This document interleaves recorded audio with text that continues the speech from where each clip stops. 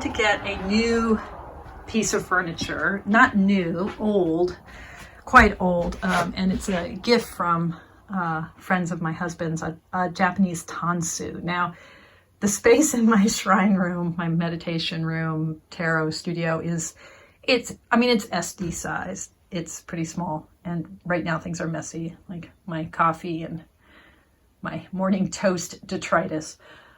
I used to have a chest here, like a hope chest, and those plastic bins that are filled with tarot decks were in that chest. But I donated the chest to my Zen temple. They sold it in their annual yard sale because I was getting this Japanese tansu, which will be beautiful, but too big for this space. But tansu come in multiple pieces, so the idea is to have the base of the tansu here, and then where that little chest is, to have the top part of the tansu. My tarot, will I organize my tarot? My tarot is now organized in the mind of Esty. So, I have these like,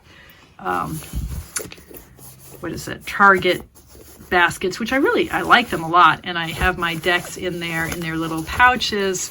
These are all the decks that I'm working with most commonly these days that are front of mind. These are, there's no real logic here. It makes sense to me. I know where everything is.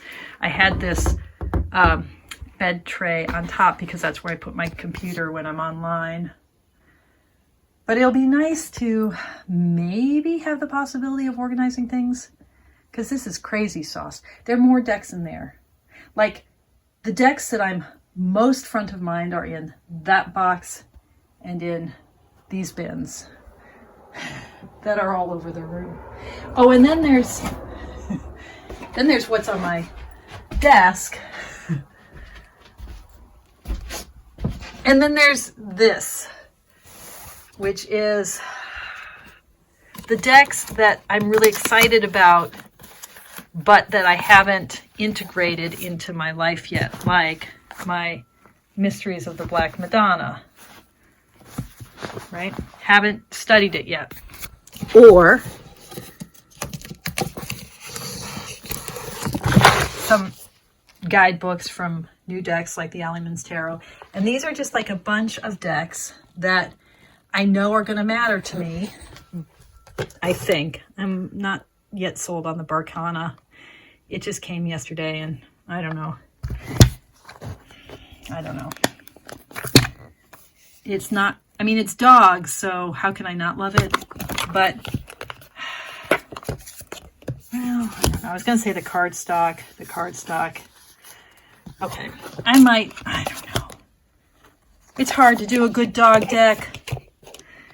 But anyway, Mystical Medleys, when it first arrived, I was like, oh, hell no. But then I sort of softened to it.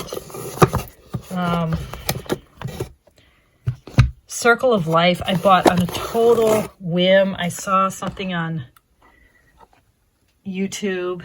Someone was featuring circular decks. And I thought, And so I bought the out-of-print earlier version of it because I found it for a very good price. And it's not my aesthetic, but maybe. And then I have the Rose Tarot. I love Nigel. I love Nigel Jackson's work, but I haven't dived into it. I have my new edition of the Mermaid Tarot. I love the Mermaid Tarot. Do I love this edition of it? Did I need a second edition of it? Sort of. Tarot of the Abyss. I want to spend some time with this deck. I love Anaturian, but actually this art doesn't so much speak to me, but it's a beautiful deck. Tarot Disassembled. Brilliant, brilliant, brilliant deck. Am I going to work with it? Am I going to study with it? I want to integrate it into my life. This is this amazing art deck that my Zen teacher gave me by a Portland artist.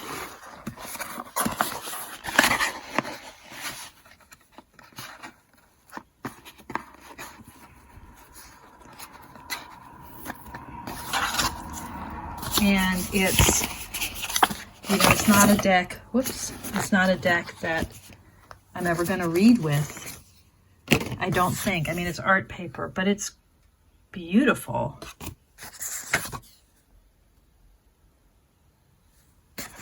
These wood blocks, gray on black, really smart about gender. What you know but can't explain. A.J. Newell. Centuries old, tarot has excited the imagination of the creative and the curious with unclear origins. Well, that's not true, but I suppose everything has unclear origins at some point. The deck in your hands was created to honor some of the traditional imagery of tarot while refracting elements through my lens, non-binary, visually simplified, aesthetically pleasing, aggressively symbolic. I love that phrase, aggressively symbolic. Look at this Four of Swords. So that's in here. I haven't worked with that. What else is in here? This is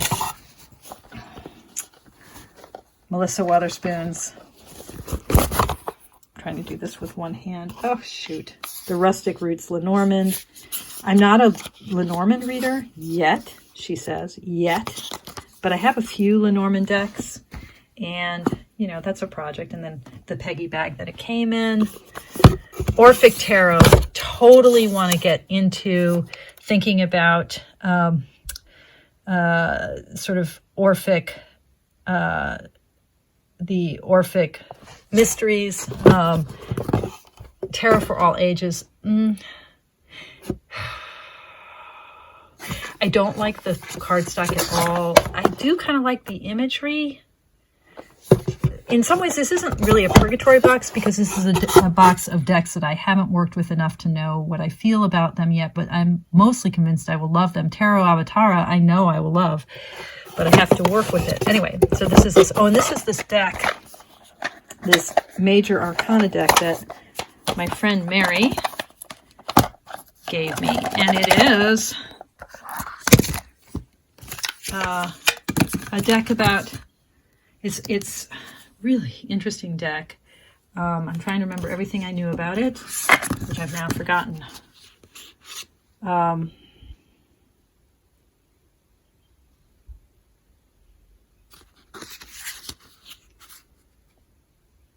trying to remember the collaboration that this deck represents. It's a deck created by a black artist, and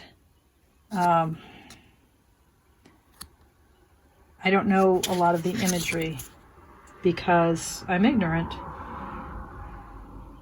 I have to go back and do the research on the deck. My friend Mary didn't really know much about it either, but it's really, really, I mean, it's beautiful.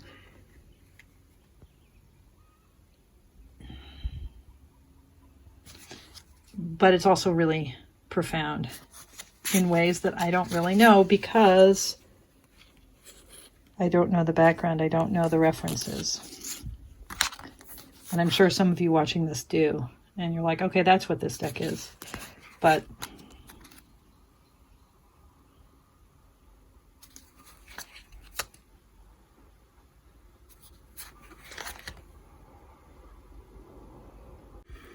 I love it. Okay. So, this is, and then all the decks that are on that little piece in the corner.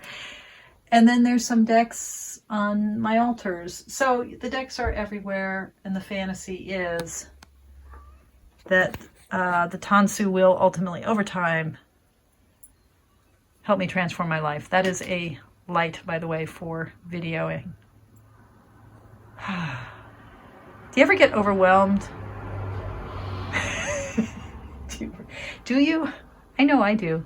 Oh, and I have a wonderful person, Rick, who has been a member of my mindfulness group for a long time now, and he's big in the world of tech and of video conferencing, and so he gifted me this light and that headset, and it's really helpful technology. There's a side of me that would just love to have there be no signs of tech in this space at all. Like there's all my cords. But I film in this space, right? So some of you will recognize this backdrop from my videos. So yeah. Oh, by the way, that's where I keep my dice. Okay, enough of this. Enough of this. Okay, so nothing is really organized. It's just all put away. But here's the new setup. So, you know, my altars, that hasn't changed at all. What's changed is that all of my tarot, well, there's still tarot in there and in there.